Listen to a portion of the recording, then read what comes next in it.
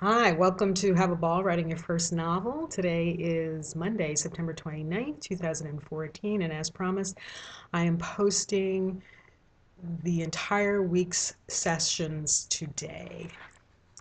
So, to outline or not to outline? That is the question. The answer? Both. I've heard the term pantsters, as in by the seat of your pants, and plotters. The pantsters are those who write by the seat of their pants, one sentence after the next, following the story wherever it goes. Then there are those who plot. They map out their journey, they know where they're headed. We are doing both. We began this journey like children at play, and children are great pantsters. When we started, we followed our flow, we stayed in the moment, and we followed that moment to the one right after it, wherever our subconscious led us. We also then chunked out our by the seat of our pants writing and plunked that writing into chapters where our novel spoke to us and told us it belonged. Well, this part belongs in chapter 5, chapter 1, chapter 12. Notice our chapters are in separate documents. That's so we can move them around, just like those puzzle pieces that I talked about last week, as we learn about our novel. So, in this process, having a ball writing our first novel, we are both pantsing and plotting because we are creating a roadmap, in other words, an outline for our journey, while we are on the journey, while the journey is in full swing. Think of driving from Amarillo to Flagstaff. Let's say you've got a wedding in Flagstaff. So you've got your map, and there are a lot of miles between Amarillo and Flagstaff, and you know which road you're going to take to get there. So you've got your outline.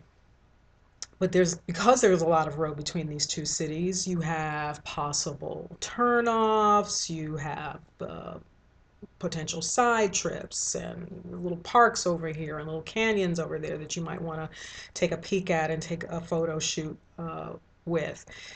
There'll be surprises along the way that you don't yet know about.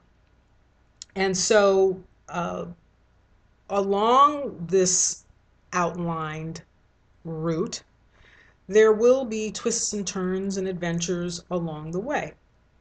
You're pantsing. So you do have your map, your outline, but you do have your adventures between Amarillo and Flagstaff. So you have your flow, you have your flexibility, but you also get your butt to Flagstaff in time for the wedding. Now you could meander for the whole of the drive, taking in spontaneous adventures along the way and never bother to look at your map. But you'll likely miss your wedding. Or if you don't miss your wedding, by the time you realize, ooh, I've been meandering and I really am just going to get to the wedding in the nick of time if I floor it at 110 on the highway nonstop for the next 12 hours without eating or going to the bathroom, you can do that and you'll be very frazzled when you arrive. Ever read a book that felt like the author had written himself into a corner and couldn't get out? Or the end of the novel came up suddenly out of nowhere and it felt rushed and not well thought out? See what I'm talking about? Your prompt. As you chunk from your sandboxes and plunk your content from those sandboxes into chapters where your novel has spoken to you and said, yeah, this goes over here, yeah, that goes over there. Just start thinking about the flow of events over the course of the 32 chapters. By now, I'm guessing you may have, I don't know, let's say 10 chapters with raw content in them. If your process is similar to mine, you may have about 2 pages worth in each chapter with content, anywhere from 2 sentences to 2 pages. Your prompt is to print out. So first of all, just start thinking about, okay, I've got chunked out content in these chapters, so I know what's happening here and I know what's happening 10 chapters later. Begin just to think about, well, if I know what's happening in chapter 5 and I know what's happening in chapter 2 and 1 and 10, well then, it follows that it kind of makes sense if something like this happened in chapter 6 and something like this happened in chapter 7 or 8 and 9. Print out all 32 chapters, even if they don't have content. The ones that don't have content, just print out the empty page that is titled in your footer. We didn't discuss this specifically, so I'm sharing it now. In your footer for each chapter, you've titled the document, but the footer should say chapter, let's say 15, and today's date. And you will change that date. You don't want to have it do it automatically, because you might go into, just have some control over the footer. Don't let your software do that automatically.